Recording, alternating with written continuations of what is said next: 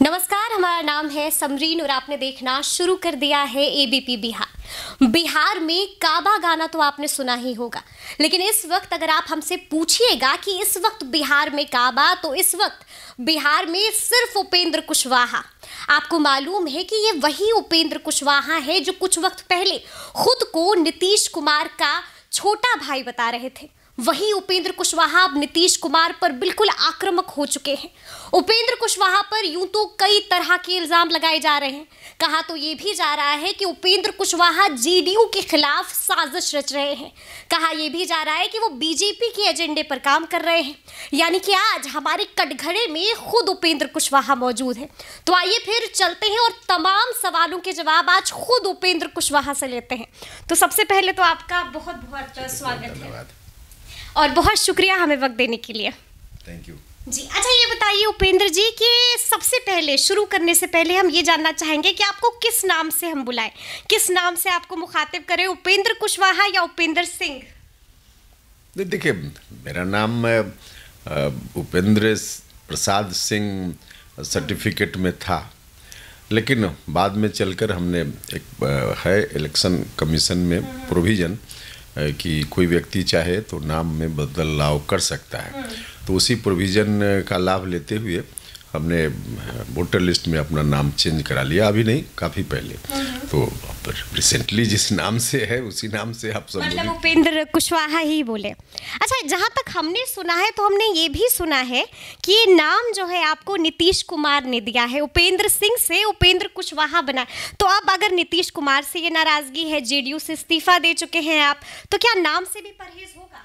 नहीं, बिल्कुल नहीं, यह बात ठीक है। देखिए, नीतीश जी के साथ लंबे समय तक हम लोगों ने काम किया और इसमें कहीं कोई स्वीकार करने में हिचक नहीं है कि माननीय नीतीश जी ने ही मेरा नाम, जब उपेंद्र प्रसाद सिंह नाम से हम पुकारे जाते थे, तो उन्होंने ही सजेस्ट किया उपेंद्र कुशवाहा लिखने के लिए।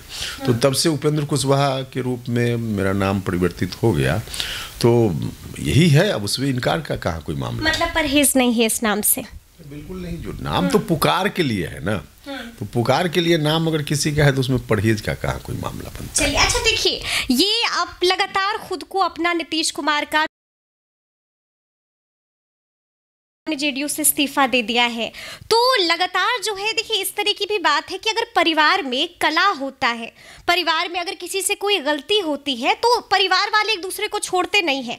आप भी खुद को अपना छोटा भाई बता रहे हैं, तो लगातार जो है इस तरह की भी चर्चा है कि आप ये भी कह चुके हैं कि नीतीश कुमार को देखकर दया आती है। तो अगर भाई को देखकर दया आ रही है, आपको ऐसा लग रहा है, तो इस मुसीबत की घड़ी में छोटे भाई ने बड़े भाई का साथ क्यों छोड़ दिया?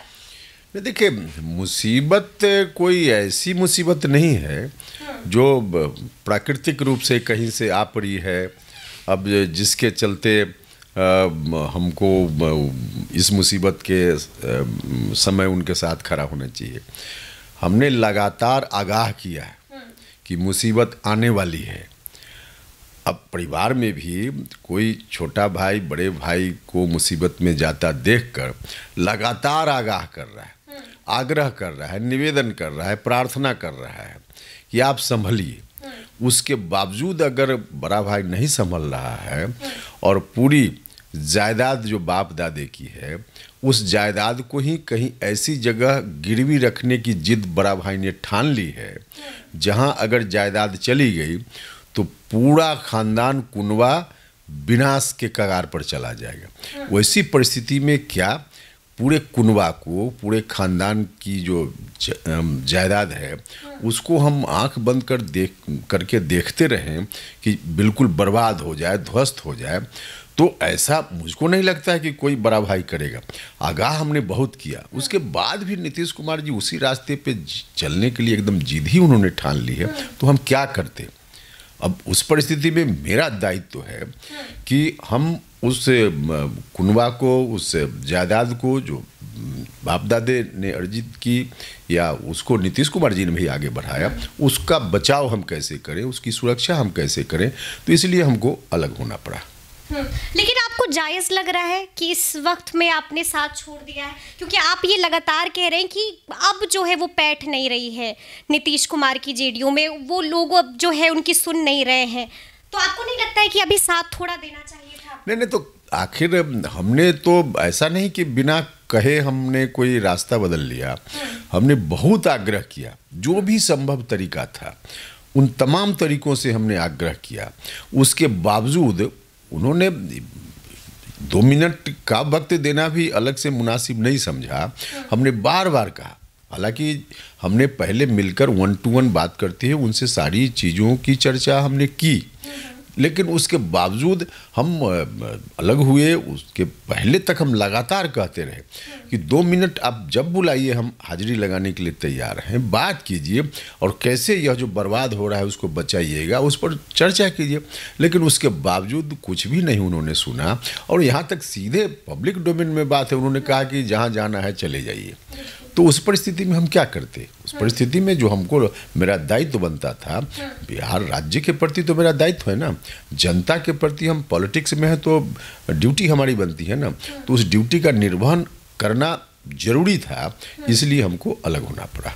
ठीक है। अच्छा देखिए, लगातार आप एक डील का जिक्र कर रहे हैं कि आरजेडी और जेडीयू के बीच में एक डील हुई है, तो सबसे पहले तो हम ये जानना चाहेंगे कि क्या आपने इस डील के बारे में कभी नीतीश कुमार से डायरेक्ट बात की है, या फिर, और ये भी हम जानना चाहेंगे कि इस डील के बारे में उपेंद्र कुशवाहा को कैसे पता चला, और ये भी जानना चाहेंगे क्या कभी डायरेक्ट बात हुई या फिर उड़ती फुड़ती खबर है? नहीं, ये तो बाज़ाब्ता नीतीश कुमार जी ने घोषणा की है ना, पब्लिक डोमेन में है, और सार्वजनिक मंचों से कई बार उन्होंने उस डील को एक्सिक्यूट करते हुए जो कुछ करना है उसकी चर्चा उन्होंने की।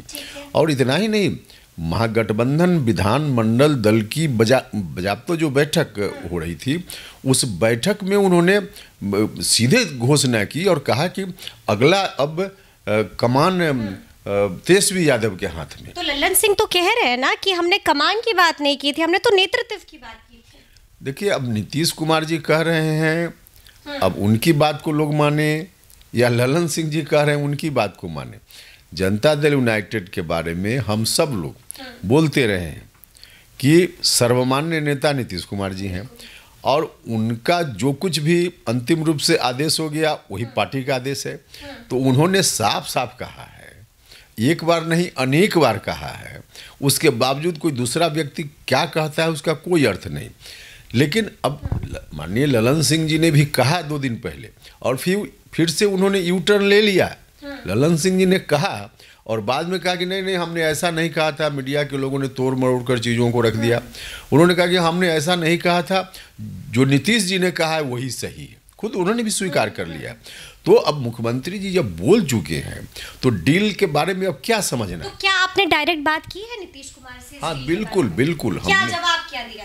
अब जवाब, अब सब बात सार्वजनिक दो आदमी के बीच में बातचीत हो, उसको करना मुनासिब नहीं होता है, लेकिन जवाब जो कुछ भी था बहुत पॉजिटिव नहीं था, और जो भी करेक्शन लेना चाहिए था उस पर कहीं से कोई सकारात्मक रुख उनका नहीं था। अच्छा ठीक है, ये बताइए उपेंद्र कुशवाहा जी कि कब ऐसा लगा कि अब तो बिल्कुल अतत हो गई? कब आपको ऐसा लगा कि अब आपके हाथ में झुनझुना थमा दिया गया है, अब आपको पार्टी जो है वो सीरियस नहीं ले रही है, और कब आपको ऐसा लगा कि अब ये एग्जिट करने का टाइम आ गया है पार्टी से? देखिए, वही जब से अनाउंसमेंट महागठबंधन बना कोई परेशानी नहीं थी। हमने भी अपनी राय दी थी कि ठीक है, अगर बहुत आवश्यक है, कोई दूसरा रास्ता नहीं है तो महागठबंधन बनाइए, कोई परेशानी नहीं। लेकिन महागठबंधन बनने के पहले जो हमने अपनी बात की थी उसमें हमने कहा था कि महागठबंधन बनाइए, लेकिन पूरा का पूरा नेतृत्व आप अपने हाथ में रखिए, नीतीश जी से हमने कहा था। तो उस वक्त हमने कहा, और बाद में भी हमने मिलकर उनसे कहा, तो बार बार मिलकर हमने कहा है उनसे, और कहने के बाद भी स्थिति है। अब उसमें मुझको लगा कि एक तो उन्होंने घोषणा कर दी, और घोषणा करने के बाद जो एक्शन है वह एक्शन भी उसी तरह का। अब मीडिया के बंधुओं ने उनसे कभी मंत्री परिषद के विस्तार के बारे में सवाल पूछ दिया, तब उन्होंने कहा कि नहीं आप डिप्टी सीएम से पूछ लीजिए। दुनिया जानती है, भारत का संविधान उसी ओर इशारा करता है कि मंत्री परिषद के विस्तार से संबंधित कोई भी डिसीजन लेना हो तो मुख्यमंत्री का जुरिस्डिक्शन है। और उन्होंने कहा कि डिप्टी सीएम से बात कर लीजिए। एज इफ कि खुद मुख्यमंत्री न हो नीतीश जी, खुद डिप्टी सीएम हो और डिप्टी सीएम सीएम हो, तो लगा कि सिर्फ बोल ही नहीं रहे हैं, अब तो एक्शन में ऐसा कर रहे हैं। और फिर इतना ही नहीं, अब बिहार के लोग परेशान होने लगे। बिहार में चारों तरफ से लोगों में परेशानी होने लगी कि क्या होगा ऐसी स्थिति में। तब मुझको लगा कि अब यहाँ रहने का कोई मतलब नहीं। तब आपको लगा कि अब एग्जिट ले लेना चाहिए। बिल्कुल। अच्छा, ये बताइए कि क्या उपेंद्र कुशवाहा जी सीएम बनना चाहते हैं? क्या खुद को अपना, मतलब नीतीश कुमार का खुद को उत्तराधिकारी मानते थे आप? देखिए, सीएम कोई खुद से कहे कि हमको बनना है, प्रधानमंत्री हमको बनना है, खुद से कहने पर अगर बन जाने की बात हो तो हर कोई कहेगा कि हम प्रधानमंत्री बनना चाहेंगे, हर कोई कहेगा कि हम सीएम बनना चाहेंगे। खुद के कहने से कोई सीएम नहीं बन सकता है, न प्रधानमंत्री बन सकता है। जनता बनाती है ना सीएम, जनता बनाती है। तो इसलिए ऐसी बातों का और मेरी इच्छा का कोई मतलब नहीं। हम पार्टी के लिए निरंतर, हमने तो कहा अभी भी, इस दौरान भी, कि जो डील की बात हो रही है उस डील को समाप्त करिए और सार्वजनिक रूप से घोषणा कर दीजिए। या फिर उत्तराधिकारी के बारे में भी हमने कहा नीतीश जी से कि जो जनाधार आपका रहा है, कोर वोटर जो है आपका, बेस वोट है, उस जनाधार के बीच से आप किसी को अपना उत्तराधिकारी बना लीजिए। उपेंद्र कुशवाहा का चेहरा न पसंद हो कोई बात नहीं, अति पिछड़ा समाज के लोगों ने उनको ताकत दी शुरुआती दौर में मजबूती से। लव कुश समाज के लोगों ने ताकत दी, ताकत तो माइनॉरिटी समाज के लोगों ने, दलित महादलित या सवर्ण समाज का भी एक बड़ा सेक्शन, सब लोगों ने मिलकर उनको समय समय पर ताकत दी। लेकिन सबसे बड़ा बेस बना अति पिछड़ा और लव कुश। तो हमने कहा कि अति पिछड़ा समाज से किसी को ले आइए, लव कुश में से किसी को ले आइए। तो अब मैंने खुद अपने बारे में कहा हो ऐसा नहीं, किसी को ले आइए, लेकिन यहाँ से लाइए। आप अपने घर में से किसी को अपने परिवार का उत्तराधिकारी बनाइए, न कि आप पड़ोसी के घर में झांकिए इस काम के लिए। तो पड़ोसी के घर में झांकिएगा, यह बिहार की जनता नहीं बर्दाश्त करेगी। तो इसलिए मैं क्या चाहता हूँ, मुख्यमंत्री बनना न बनना इसका कोई अर्थ नहीं, बिल्कुल अर्थ नहीं। थोड़ी देर के लिए मान भी लीजिए कि अगर उपेंद्र कुशवाहा के मन में है तो प्रधानमंत्री बनने की इच्छा किसी व्यक्ति के मन में है, उपेंद्र कुशवाहा के मन में अगर मुख्यमंत्री बनने की इच्छा आ ही गई तो इसमें क्या बुराई है? क्या बुराई है? हम ऐसा तो नहीं कर रहे हैं कि बूथ कब्जा करके हम जीत लेंगे और मुख्यमंत्री बन जाएंगे, लेकिन इच्छा अगर है ही तो इसमें कोई बुराई नहीं है। अच्छा, ये बताइए कि क्या लगता है आपको कि अब तो ठीक है, अब तो आपने पार्टी से इस्तीफा दे दिया है, लेकिन अगर हम फिर भी बात करें कि अभी जेडीयू में क्या कोई ऐसा चेहरा है, क्या कोई ऐसा नाम है जो उत्तराधिकारी हो सकता है नीतीश कुमार का? नहीं, देखिए, अब तो दौर बहुत आगे निकल गया। अब उत्तराधिकारी की घोषणा तो कौन हो उसके लिए तो मुख्यमंत्री जी ने बाकायदा घोषणा कर दी।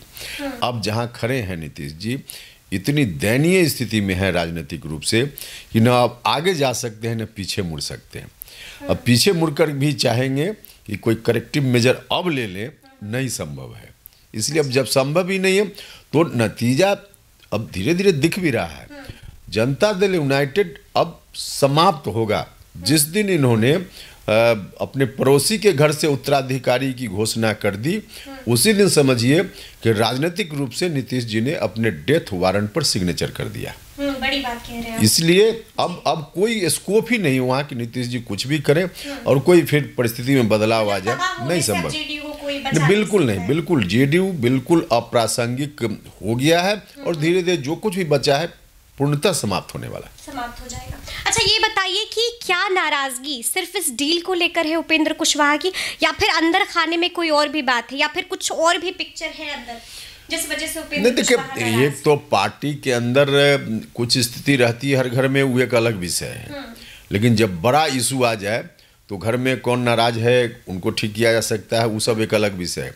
अब पार्टी से मामला आगे निकल गया, पार्टी से बाहर मामला निकल गया, तो अंदर क्या नाराजगी थी नहीं थी, क्या स्थिति थी, उसका बहुत अर्थ नहीं है। लेकिन आप जानना चाह रही हैं तो हम आए पार्टी में, हमने अपनी पुरानी पार्टी को मर्ज कर दिया पूरा सर्वस्व जो भी कुछ हमारे हाथ में, हमारे साथी थे जो भी राजनीति में, हम सब लोगों ने मिलकर, हमारे साथियों ने मिलकर जो भी हासिल किया था उसको पूरे तौर पे हमने कुर्बान करके और नीतीश जी के साथ आना स्वीकार किया।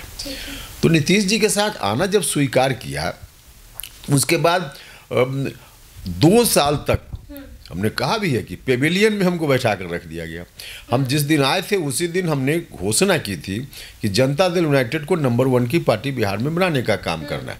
तो पार्टी बनाने का नंबर 1 का काम करना है तो उसके लिए काम करने का अवसर मिले तभी तो कुछ भी नहीं। तो अब कौन नहीं दे रहा था आपको काम करने का अवसर, कहाँ पे रुकावट आ रही थी? देखिए, नीतीश जी ने खुद कहा है और बाद में राष्ट्रीय अध्यक्ष जी ने भी कहा है कि नीतीश जी के अतिरिक्त कोई नहीं चाहता था जेडीयू का लीडर कि हम फिर से आए जेडीयू में, कोई नहीं चाहता था।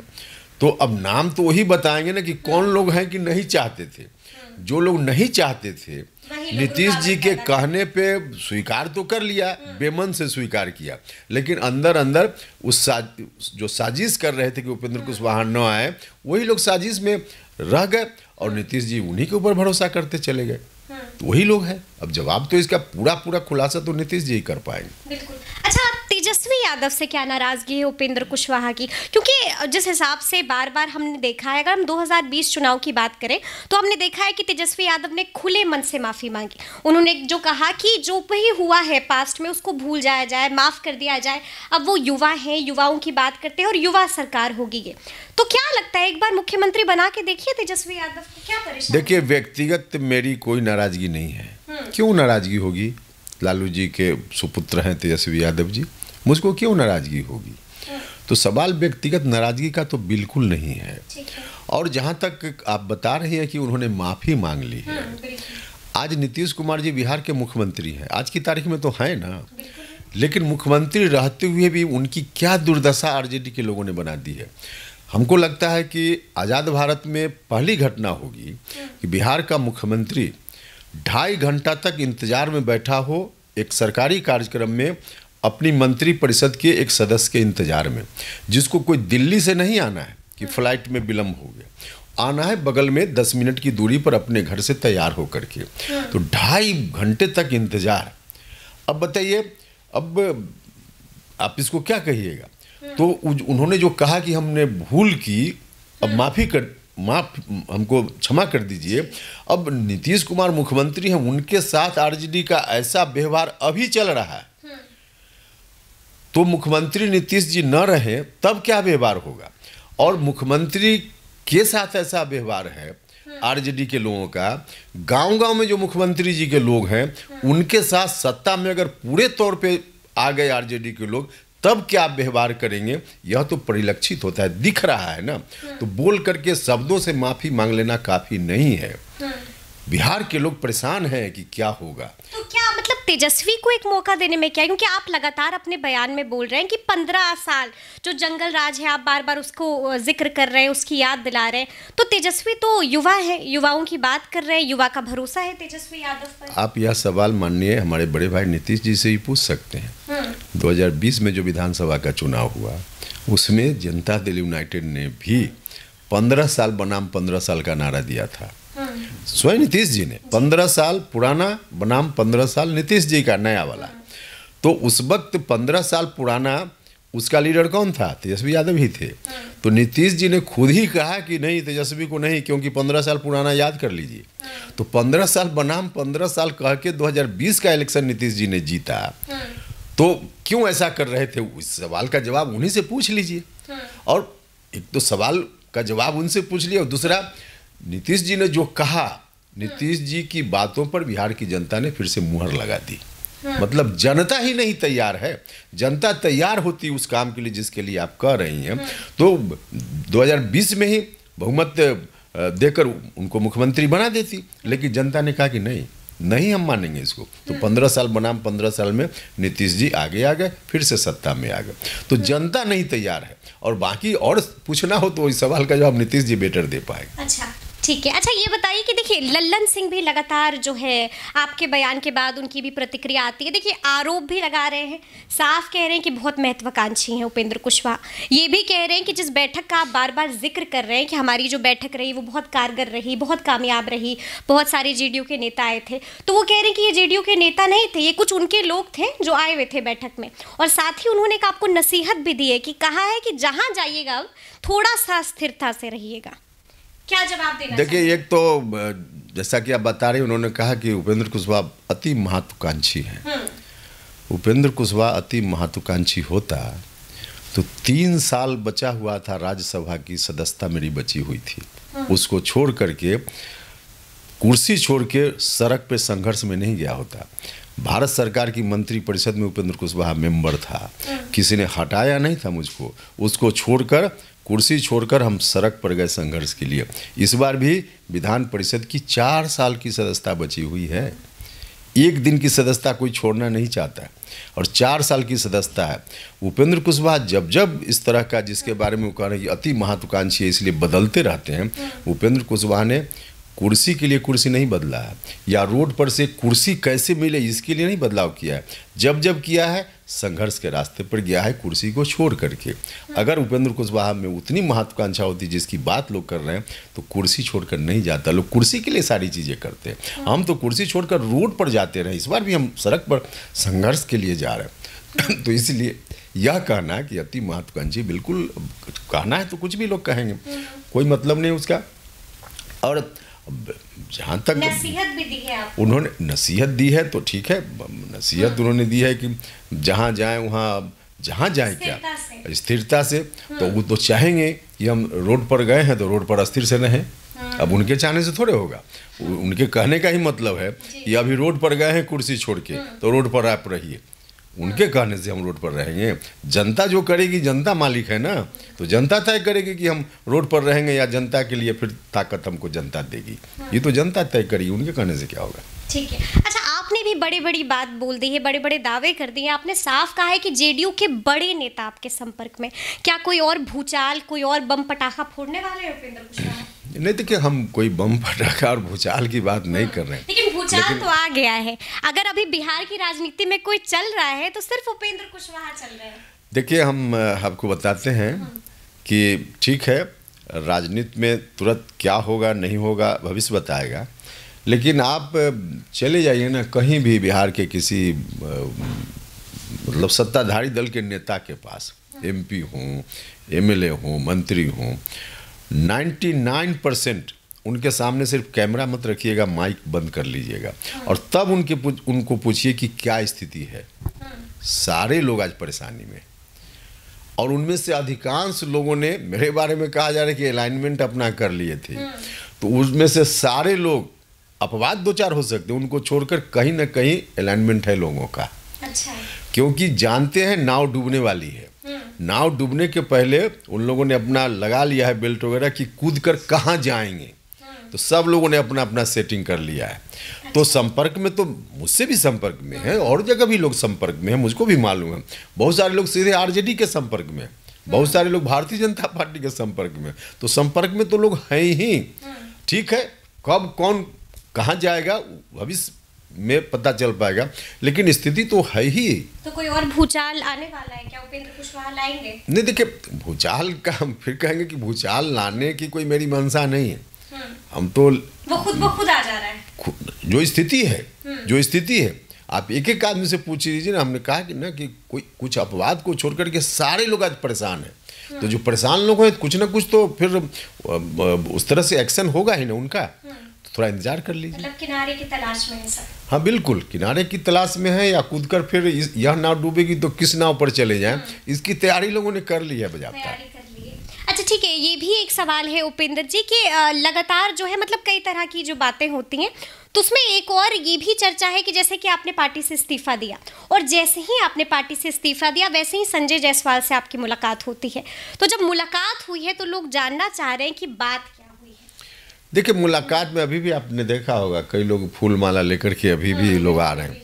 तो जब से हमने नया डिसीजन लिया है, तब से बहुत सारे लोग बिहार भर में, जिनको मेरा डिसीजन ठीक ठाक लगा है। वैसे लोग मुझको बधाई दे रहे हैं, शुभकामना दे रहे हैं, कुछ लोग टेलीफोन करके दे रहे हैं, कुछ लोग मुलाकात करके दे रहे हैं, कुछ लोग पत्र लिख कर दे रहे हैं। तो अलग अलग तरीके से लोग दे रहे हैं शुभकामना, जिनको भी अच्छा लगा मेरा डिसीजन। उसी में से डॉक्टर संजय जायसवाल जी हैं, जिनको भी मेरा डिसीजन अच्छा लगा, उन्होंने मेरे डिसीजन की सराहना की, ट्वीट भी किया और फिर कल आकर के हमसे मुलाकात की, शुभकामना दी। आधे घंटे तक बंद कमरे में मुलाकात हुई, तो क्या बात हुई? नहीं, वही तो हम बता रहा हूँ। आए, उन्होंने शुभकामना दी, बधाई दी, हम सब लोगों ने मिलकर बैठकर चाय पी एक साथ, आए हमारे घर पे। नहीं, और आगे की रणनीति अभी सिर्फ आए और बधाई दी, उन्होंने शुभकामना दी, हम लोगों ने बैठकर चाय पी, और क्योंकि हमारे घर पर आकर बधाई उन्होंने दी, इसलिए हमने भी उनको आभार प्रकट किया उनके प्रति कि बहुत बहुत आभार। बस इतनी ही बात हुई, और कोई बात नहीं। और कोई बात नहीं। अच्छा उपेंद्र जी, आपका एक याद आ रहा है कि आपने एक बयान दिया था कुछ वक्त पहले कि मरते दम तक बीजेपी में नहीं जाएंगे, मर जाएंगे लेकिन बीजेपी में नहीं जाएंगे। अब हम देख रहे थे कि कल ही आपने एक बयान दिया है कि 15 साल जंगल राज के खिलाफ जो भी मैदान में उतरेगा उसका उपेंद्र कुशवाहा जो है खुला समर्थन करेंगे, उसके साथ रहेंगे। तो क्या इसको हम कैसे समझे? इसको हम ये समझे कि अपने बात से यू टर्न लिया है उपेंद्र कुशवाहा ने? इसको हम कैसे देखें? नहीं, देखिए, नीतीश कुमार बीजेपी में रहे हैं क्या? कभी रहे हैं बीजेपी में? नहीं रहे हैं बीजेपी में, अलायंस में रहे हैं। तो उपेंद्र कुशवाहा ने यही कहा कि हम बीजेपी में नहीं जाएंगे। अच्छा। बिल्कुल नहीं जाएंगे। भारतीय जनता पार्टी की जो विचारधारा है उससे उपेंद्र कुशवाहा इत्तेफाक नहीं रखता है। भारतीय जनता पार्टी की अलग विचारधारा है, हम लोग सोशल जस्टिस और सेकुलरिज्म वाले लोग हैं, तो विचारधारा अलग है। लेकिन अब इलेक्ट्रल पॉलिटिक्स है, और अभी तो एक तरह से कहीं की कंपल्सन है पॉलिटिक्स में। देश भर में गठबंधन की राजनीति चल रही है। कोई भी पार्टी अभी नहीं कर सकती अकेले कि हम खुद कर रहे हैं। सब जगह आप देख रहे हैं, किसी स्टेट में देख लीजिए, राष्ट्र के स्तर पर देख लीजिए, तो हम अलायंस में कहीं जा सकते हैं, लेकिन भारतीय जनता पार्टी का मेंबर उपेंद्र कुशवाहा नहीं बन सकता है। यही बात हमने कही है, और हम आगे भी बिल्कुल जो हमने कहा है उस पर हम हैं। मतलब अलायंस हो सकता है?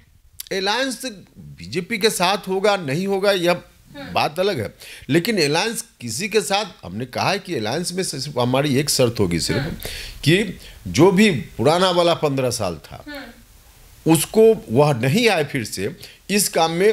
जिसके साथ भी हमको रहना होगा हम रहेंगे। लेकिन यही उपेंद्र कुशवाहा थे, जब महागठबंधन की सरकार बनी थी तो आप ही थे जिन्होंने ट्विटर पर बिल्कुल बधाइयों की जो बौछार लगा दी थी। साफ कह रहे थे कि नीतीश जी को नई पारी की मुबारकबाद, बहुत बहुत सारी शुभकामनाएं, और अब अचानक से क्या आपको उस वक्त याद नहीं आया था? नहीं, हमने तो कहा उस पर, याद कीजिए, महागठबंधन जब बना तो हमने इतराज नहीं किया ना, हम तो बोल ही रहे हैं।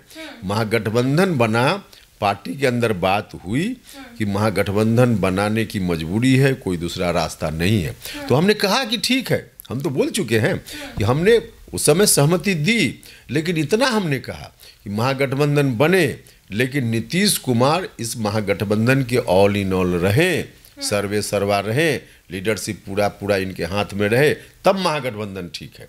तो महागठबंधन बनाने में कहाँ कोई एतराज था, लेकिन गठबंधन बनाने के बाद जो लीडरशिप सीधे सौंपने लगे, एतराज वहाँ से शुरू हुआ ना। इसलिए हमने जो बात उस समय की, हम आज उसी बात पर हैं। महागठबंधन बनाने में कोई एतराज नहीं था, बरसते लीडरशिप नीतीश कुमार जी के हाथ में होता। जो नहीं, जब होने की बात हुई तब हमको लगा कि ठीक नहीं है। ठीक नहीं। अच्छा ये बताइए, अगर जो डील की बात लगातार आप कर रहे हैं कि ये बड़ा खुलासा आपने ही किया है, अगर डील की बात गलत होती है तो उपेंद्र कुशवाहा क्या करेंगे? क्या दोबारा नीतीश कुमार के पास जाएंगे? देखिए, डील की बात अगर गलत होती है का क्या मतलब?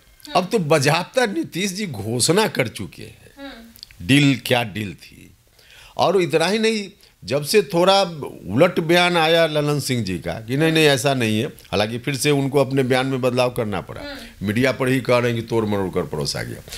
तो अब तो घोषित रूप में है ना कि डील हो चुकी है, और आरजेडी के लोग रोज बोल रहे हैं। आज भी किसी माननीय विधायक का बयान आया कि अब जल्दी कीजिए। विजय मंडल जी का 2 दिन पहले एक और दूसरे विधायक का पता कर लीजिए, और भी आज आया है। तो एक तरफ से आरजेडी के लोग कह रहे हैं कि आप जल्दी हटिए, तो डील है ही। आने तो बोले ना नीतीश कुमार जी की ना डील है। अच्छा। बोले कोई डील नहीं है इस तरह की। देखिए, डील है, बोल चुके हैं, तो इसमें कहाँ कोई कंफ्यूजन है कि डील नहीं है। फिर से कोई हो जाएगा कि डील नहीं है तो उपेंद्र कुशवाहा कोई कदम उठाएंगे। डील है ही, अब तो साबित हो चुकी है ना बात। नंबर 1। नंबर 2 कि फिर से नीतीश जी के साथ जाने की बात जहाँ तक है, तो राजनीतिक रूप से हमने मर्जर किया था पार्टी का। अब दोबारा इस तरह की स्थिति मेरे इस जीवन में नहीं आएगी कि उस रूप में नीतीश जी के साथ हम फिर जाएं। हाँ, व्यक्तिगत रूप से मेरे बड़े भाई हैं, आदर सम्मान बहुत ही उनके प्रति मेरे मन में है। अगर कभी उनको लगे कि खून की ज़रूरत हो, भगवान न करे कि कभी वैसी स्थिति हो, लेकिन अगर ऐसा हो कि उनको ब्लड की ज़रूरत हो तो उपेंद्र कुशवाहा 12 बजे रात में खून देने के लिए तैयार होगा, लेकिन राजनीतिक संबंध अब नहीं होगा। अच्छा, क्योंकि हम जब आ रहे थे तो एक बड़ी मजेदार चीज हमने देखी कि आपके उस कमरे में हमने देखा कि एक नीतीश कुमार का पोस्टर लगा हुआ है। हाँ, बिल्कुल। हम परसों तक थे जेडीयू में, तो उनका फोटो लगा हुआ है। अब मान लिया कि हम अभी भी लगा कर रखे, तो एक परिवार में 2 भाई है या उसमें अब भाई भाई का रिश्ता कैसे खत्म हो जाएगा? एक भाई कोई पार्टी में हो जाए, दूसरा भाई दूसरी। भाई अगर दोबारा बुलाता है, समझाता है, कहता है कि दोबारा छोटे भाई की जरूरत है, हम तो कह रहे हैं ना, छोटे भाई की जरूरत हो ब्लड देने के लिए, तो छोटा भाई तो कह रहा है कि 12 बजे रात में कहेंगे हम आ जाएंगे, लेकिन राजनीतिक रूप से नहीं आएंगे। यह हम बता रहे हैं ना। बड़ा भाई जब जरूरत समझेंगे। और अगर राजनीतिक रूप से जरूरत पड़ गई छोटे भाई की तो फिर क्या करेंगे? नहीं, देखिए, अब तो जो स्थिति वहाँ है, नीतीश जी के हाथ में कुछ है ही नहीं, कुछ नहीं है नीतीश जी के हाथ में। जब कुछ है ही नहीं तो फिर उनको क्या जरूरत पड़ेगी या नहीं पड़ेगी। अगर काल्पनिक ढंग से कहिए कि जरूरत पड़ भी गई तो राजनीतिक रूप से उनसे संबंध मेरा नहीं होगा। संबंध नहीं रहेगा। ठीक है, आगे अब उपेंद्र कुशवाहा क्या करने वाले हैं? किस तरह से आगे की क्या रणनीतियां हैं आपकी? आप एक यात्रा पर भी निकलने वाले हैं, तो थोड़ा सा हम उसके बारे में। देखिए, अभी तो जैसे हम लोग के यहाँ परिवार में कोई अच्छा या नया काम आदमी शुरू करता है तो पहले अपने कुल देवता को याद करता है, नमन करता है, इबादत करता है, पूजा करता है। तो उसी दृष्टि से हम लोग जो कर्पूरी ठाकुर की विचारधारा, समाजवादियों की विचारधारा को आगे ले चलना चाहते हैं, वैसे लोगों के जो कुल देवता बिहार भर में जहाँ जहाँ सब जगह हम इस विरासत बचाओ नमन यात्रा के माध्यम से जाएंगे, सब जगह जाएंगे। हम जाएंगे पहले भितिहरवा, जहाँ गांधी जी का स्मारक है, वहाँ से हम जाएंगे जननायक कर्पूरी ठाकुर जी के पैतृक गांव में, हम जाएंगे जगदेव बाबू कुर्था उनके गांव में, हम जाएंगे डॉक्टर श्री कृष्ण बाबू के गांव में, तिलका मांझी भागलपुर, सब जगह इस तरह से हम जाएंगे, बाबू कुंवर सिंह भोजपुर, हम वहाँ जाएंगे। तो नमन यात्रा के माध्यम से हम जा रहे हैं, उनको प्रणाम करेंगे और आगे का अभियान मजबूती से चले, इस बात के लिए उनसे हम आशीर्वाद मांगेंगे। और इसी क्रम में जहाँ जहाँ जाएंगे वहाँ के लोगों से भी बात होगी, सभाएं भी कई जगह आयोजित होंगी, उस सभाओं को संबोधित करेंगे और लोगों के बीच जाकर यही बताएंगे कि चिंता मत कीजिए, जिस चिंता से आप ग्रसित हैं कि फिर से वही खौफनाक मंजर बिहार में आने वाला है, आप ताकत दीजिए, उसको नहीं आने देंगे हम लोग। तो यही बात लोगों से करेंगे और आगे का जो अभियान है, अभियान उसी रूप में आगे चलेगा कि किसी भी रूप में बिहार अच्छा बने, बिहार समरस समाज बिहार में बने, जिसमें सब लोगों को इज्जत मिले, सब लोगों को रोटी मिले, समाज की मुख्य धारा में जो लोग नहीं अभी तक आ पाए जननायक कर्पूरी ठाकुर जी की जो विरासत जिस रूप में थी उसको आगे बढ़ाने का काम करना है। तो इसी अभियान में हम लगेंगे। चलिए, बहुत बहुत शुक्रिया उपेंद्र कुशवाहा जी। तो ये थे उपेंद्र कुशवाहा जिन्होंने बड़ी ही बेबाकी से तमाम मौजूओं पर बात की है। तो देखिए, राजनीति में एक कहावत है, ऐसा कहा जाता है कि राजनीति में कोई भी परमानेंट दोस्त या दुश्मन नहीं होता है, और आज ये आपको इसका जीता जागता सबूत भी हमने दिखा दिया है। तो अब आगे आगे क्या होगा, उपेंद्र कुशवाहा क्या करेंगे और उपेंद्र कुशवाहा का नीतीश कुमार के साथ ना होना नीतीश कुमार के लिए कितना नुकसानदायक होगा, ये तो अब आने वाला वक्त ही बताएगा। तो इस तरह के तमाम अपडेट्स के लिए आप ऐसे ही हमारे साथ बने रहिएगा और देखते रहिएगा एबीपी बिहार। बहुत शुक्रिया।